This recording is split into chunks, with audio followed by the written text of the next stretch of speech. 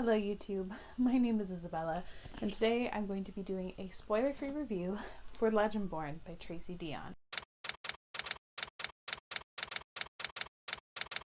This book took me entirely by surprise. I took it out from my library because House Salt, the book club, was reading it for January, and I was like, that sounds cool, request. I was not expecting to love it the way I did. So much so that whilst in the middle of reading Legendborn from my library, I went and purchased the copy for myself.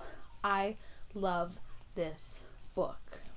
I haven't been able to stop thinking about Legendborn since I completed it. There is so much in this story and so much to unpack that I finished this, I think, maybe a week and a half ago, and I haven't stopped thinking about it, haven't stopped wanting to unpack so much that is packed into here.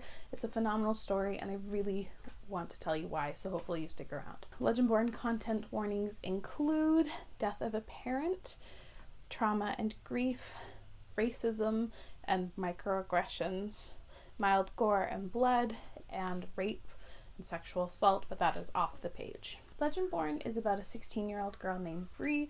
She's off to a sort of pre-college program set at Columbia, like university, UNC, Chapel Hill. I don't actually know the school. I'm Canadian.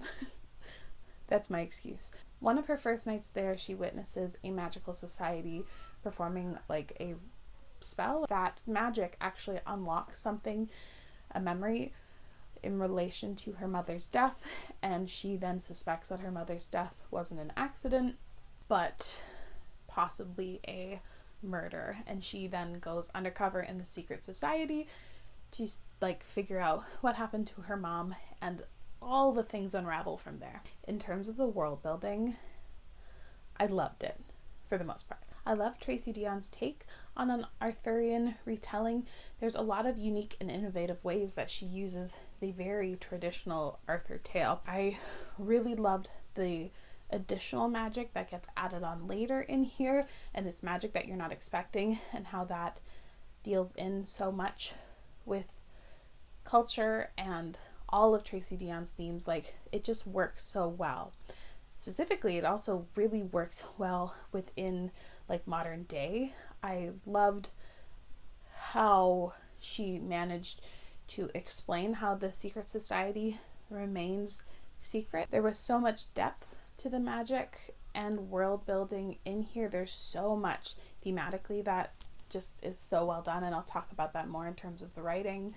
And it honestly kind of gave me like City of Bones vibes, but in like the best possible way, and like a 50,000,000% times better version of City of Bones. My one complaint though with the world building is certain society things, when it gets dumped at you at the beginning, it's just very hard to keep track of like whose position is what and what means what has significance like in the society. That was really hard to keep straight, and it was like the one factor that drags in here.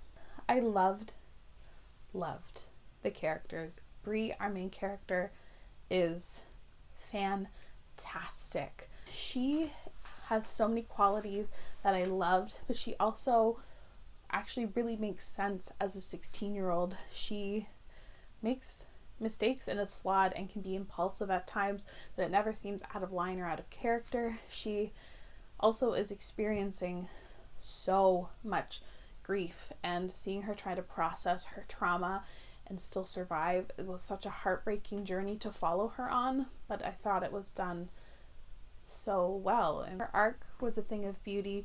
Watching her become more and more sure within herself was fantastic.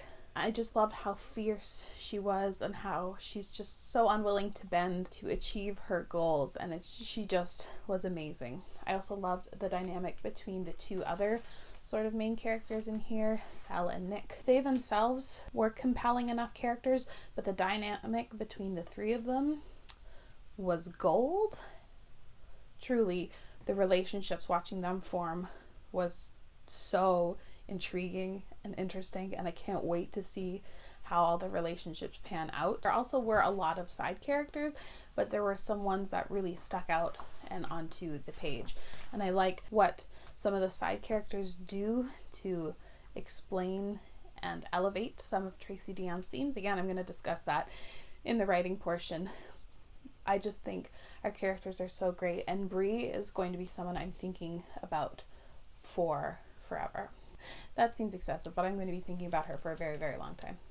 The plot was great. I think this is such a fresh take on a tale that could be tired. Like, Arthurian retellings are nothing new, but the way Tracy Deonn tends to spin it and make it work in the modern world, just great. It was paced fantastically. There are a couple cliche conventions, but they work for the story, and Tracy Deonn is very self-aware of what's going on, which I just thought was smart. We had the sort of absentee parent, but they're 16 away at college, so it works. School what? School who? She's 16 and not actually in college, having to do very, very demanding work. There's just so many clever workarounds, and the story just works.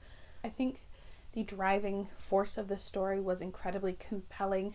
Bree trying to untangle and unravel so many mysteries regarding her mother's death and her mother's past, and Bree's past as well. It just, watching her trying to navigate that whilst also have to deal with an incredibly racist old secret society that basically can't stand that Bree is involved for the most part, that, it was just super compelling. I also really like the romance between the two characters in here. However, I could be convinced to another part. There's kind of a love triangle in here, but I think it's done incredibly well. And I also would love if there was a triad. I also did not expect the ending at all. Maybe it was stupid, but all of the reveals that happened were just so well timed and well done and shocking, and what they mean for the greater context of the story and the world and this society. Now we're going to talk about the writing, because the writing was amazing, and I haven't been able to stop thinking about Tracy Deonn's writing. There were certain phrases and way that she captured how Bree was feeling in the prologue, where Bree has just lost her mother. It was so moving and also gave great insight to our characters. This a hell of a first chapter prologue intro to your story, and I knew I was going to love it from there. I also love how much commentary she packs into this story. I'm not big on dark academia, I'm discovering, but I think I do like stories that investigate academia and higher learning, especially ones that have existed for so long, and how they were integral in colonialism. I can't believe all the commentary that is brought into here. There are so many themes regarding ancestry and colonialism, racism, and even things tied in the effects of slavery in modern day, grief and trauma. There is so much discussed in here, packed into kind of an unassuming story. I did not expect all of that in a fun YA urban fantasy tale, but we got it, and we're all better for it. Tracy Deonn wrote the damn thing. She is phenomenal. I can't believe this is a debut.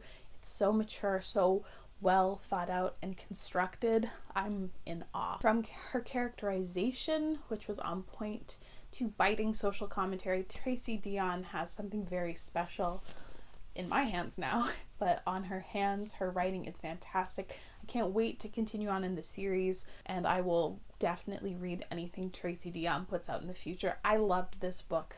I'm giving it a glowing fucking 5 stars. Even if you, like me, aren't huge on YA anymore, this book is definitely exceptional in so many ways. I highly recommend you pick this up. Let me know down below what you thought of Legendborn by Tracy Deonn, and if I've convinced you to pick it up, please let me know. But as always, thank you so much for watching. I really appreciate it, and I'll see you again very soon. Bye!